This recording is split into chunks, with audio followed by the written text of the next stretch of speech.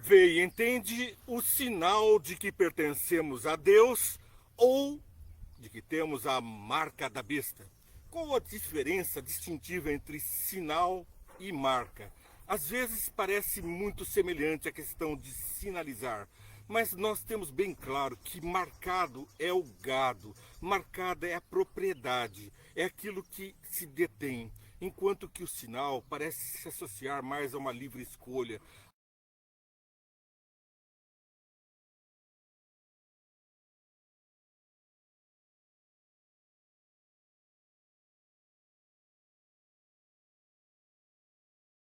Os os que o seguem, sejam livres ou escravos, são forçados, quer pela mão direita na marca, pela sua disposição de agir conforme a determinação, quer pela marca na testa, porque escolheram livremente participar das obras do mal. Nós temos então que as obras da mão são pessoas que estão sendo levadas, forçadas, obrigadas, ricos e pobres, livres e escravos, estão recebendo o sinal de uma forma de submissão. Mas a promessa de Deus é liberdade, é encontrarmos uma sinalização diferente. Qual é então o sinal? Bom, vamos a partir dessas ideias descrever um pouquinho mais que o selo, quando fala de autenticidade, também dá prova da qualidade. Nós falamos que é um lacre de inviolabilidade. Esse lacre normalmente demonstra externamente, de uma forma extracorpórea. Uma garrafa de uma bebida famosa tem um selo externo, não dentro da bebida. O gado já é diferente. Vamos ver. O externo é o testamento, por exemplo, ele vem selado, o seu conteúdo está protegido, o selo vem por fora. Então ninguém pode abrir, o selo está com uma proteção, com uma autoridade. A cerca de proteção que se coloca é um sinal de propriedade, de apropriação, de resultado de proteção contra a adulteração e contra a apropriação indébita, porque o selo também diz de quem é aquela propriedade, da origem daquela qualidade, daquele objeto, daquele ser. Então, quando nós estamos selados por Deus, nós temos exteriorização de nossos atos. As pessoas nos distinguem por estarmos sinalizados com a imagem e semelhança de Deus. O livre-arbítrio que nos é devolvido por Jesus Cristo na cruz, nós exercitamos para ficarmos parecidos com Ele. Nós temos o sinal distintivo. Enquanto outras pessoas, quer porque são forçados e concedem, e aí estão marcados na mão, ou quer porque escolhem livremente ter vantagens nesse sistema que é a besta papal, a besta diabólica, a besta que determina tempos e leis, que adultera os tempos e a lei da palavra de Deus, também adultera os que você é um filho de Deus. Bom, vamos ver então os próximos versos da Bíblia, Êxodo 31, 13, 16 e 17. Diga aos israelitas que guardem os meus sábados. Isso será um sinal entre mim e vocês. Opa, um sinal, o sinal distintivo entre mim e vocês. Um sinal de propriedade.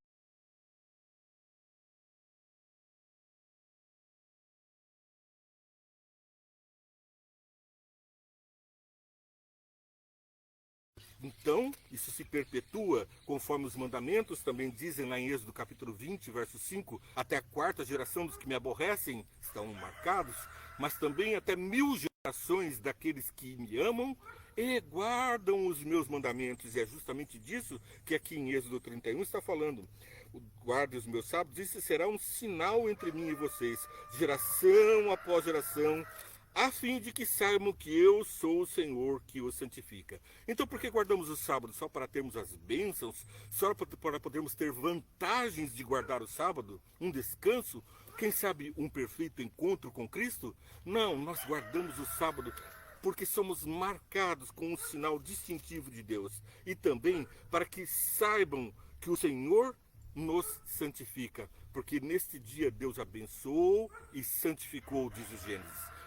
Deus criou o mundo em 6 dias, mas no sétimo ele descansou. Shabat, parou, cessou. Descansou coletivamente. Ele, Adão e Eva estavam ali diante do paraíso, contemplando as maravilhas da criação, o memorial da criação.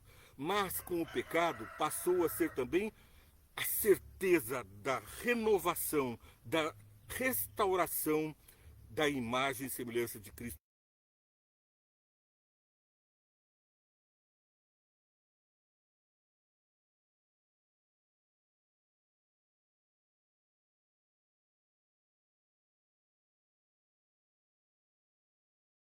Para o domingo, estão determinando a guarda do domingo, mas nós insistimos, a palavra de Deus é clara, do Gênesis ao Apocalipse, nenhum livro deixou de incentivar a guarda do sábado. Por outro lado, nenhum outro texto é encontrado na Bíblia que determine a guarda do domingo ou que diga que o sábado tenha sido alterado. Pelo contrário, é Jesus quem disse: não pensem que eu vim alterar a lei, os tempos e a lei. Eu vim mostrar como se faz, eu vim dar eficiência, dar eficácia, dar perfectibilidade. Não pensem que vim alterar os tempos e a lei. Essa obra é a marca da besta do Apocalipse. É ela quem vai determinar a alteração dos tempos e a lei. E diz a palavra de Deus: esta besta, este ser do maligno, o maligno, cuidará em alterar a lei, os tempos e os profetas. A palavra de Deus sendo adulterada por inteligências que buscam na tradição, tradição que já faltou, tradição que já crucificou Jesus. Os tradicionalistas fariseus foram os que crucificaram Jesus. Nós vemos nessas pessoas que buscam na história a repetição dos erros que foram cometidos na história. Nós temos que buscar na fonte fidedigna, a palavra de Deus, a origem da voz de Deus lá no Sinai, que recitou os mandamentos. Mais que isso, escreveu numa pedra e deu ao povo os mandamentos, os 10 mandamentos, distintivo das demais outras leis que foram dadas ao povo de Israel, leis morais, leis civis, leis de condução de um povo de milhões de pessoas por meio do Egito até Canaã. A governança de Moisés se estabeleceu com leis civis como as nossas, com leis penais que inclusive eram muito semelhantes às leis de Hammurabi. Eram leis de Estado, não leis de Deus. Tinham sim orientação de Deus nos seus comandos, mas nenhuma delas foi escrita com o próprio dedo de Deus. Nenhuma delas mereceu que Jesus viesse para cumprir a lei e mostrar como é que se faz. E foi Jesus quem disse: até que os céus e a terra passem, nenhum tio da lei será alterada. Os que me amam guardam os meus mandamentos. Sintetizei aqui as mensagens que encontramos em todo o Evangelho de Jesus, registrado por Mateus, Marcos, Lucas, João, pelos Atos dos Apóstolos, pelos livros da Bíblia todos, como recitamos do Gênesis, no 7º dia Deus descansou, ao Apocalipse, em que há selamento de Deus para os que guardam os seus mandamentos. Não é uma questão de menor importância, pelo contrário, é uma questão que se engrandece na medida em que se aproxima o dia do selamento de Satanás. Ele está ansioso por marcar as suas almas. E lembremos que a marca sempre é um ferro quente que agride a couro, a carne, sangra, queima, fere e deixa cicatriz. Enquanto o sinal de Deus é de descanso, é o descanso em Cristo, é a libertação. Não somos salvos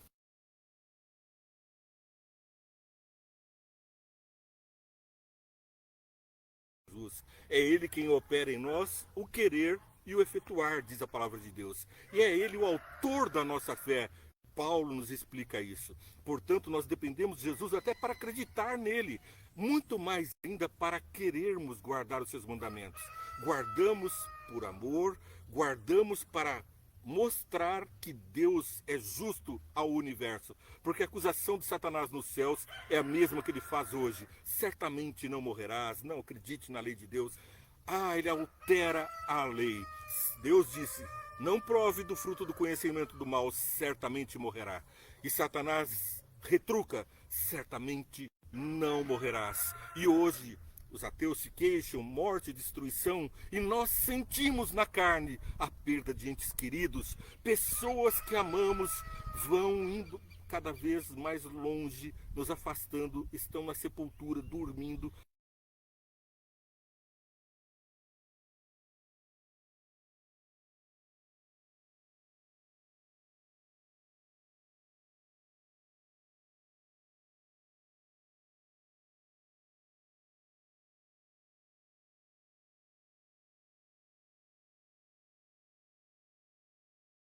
da nossa vida de obediência, nós damos testemunhos de Deus. Gálatas, Paulo escreve aos Gálatas, no capítulo 3, verso 29, com a seguinte mensagem: se vocês são de Cristo, são descendência de Abraão, herdeiros segundo a promessa.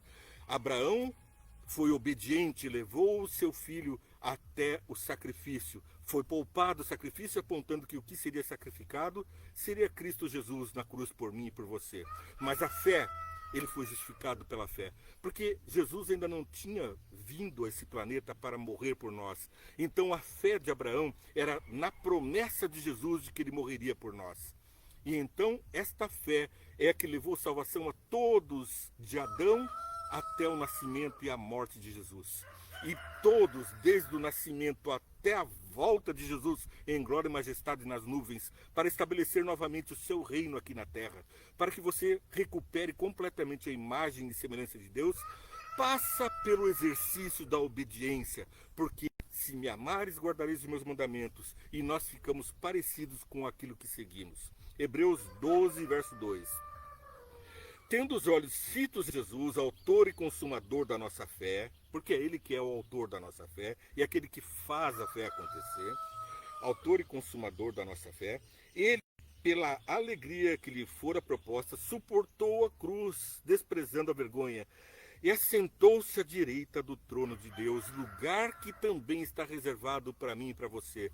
Vamos assentar nas cortes celestiais, julgaremos anjos e também contemplaremos a justiça de Deus, pois somos testemunhas aqui na terra do amor de Deus, e lá compreenderemos melhor, daremos ao universo um testemunho, e mais que isso, seremos jurados no julgamento final entre o bem e o mal, entre os bons e os maus, entre os que têm o sinal do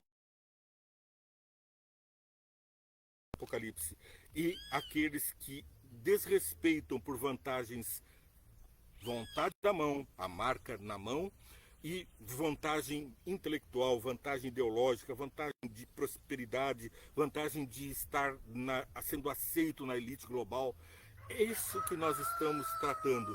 A diferença entre a marca que corta na sua carne e o sinal que está na cruz, na mão de Jesus, os cravos nas mãos, o sinal que está na testa de Jesus, é nele que está o sinal, não é em mim. A lança que feriu os seus lados, ele está com todas essas marcas nos pés. O seu sangue foi vertido e todos nós temos a graça, a maravilha da salvação. Nenhum de nós está marcado com a morte do pecado. Estamos sim feridos pelo pecado. O salário do pecado é a morte, mas o dom gratuito de Deus é a vida eterna, para que nós vivamos e vivamos em abundância. É a vontade do Pai.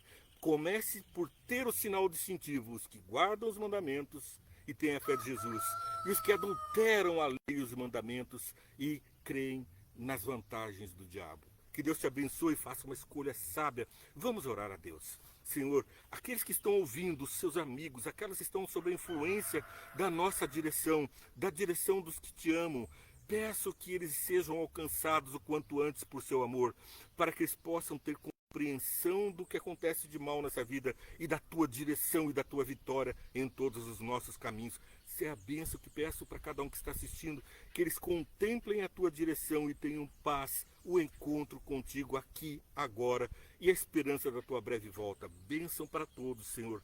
As bênçãos que eles precisam, tu sabes, em nome de Jesus. Amém, Senhor. Deus te abençoe e muito. Aguardo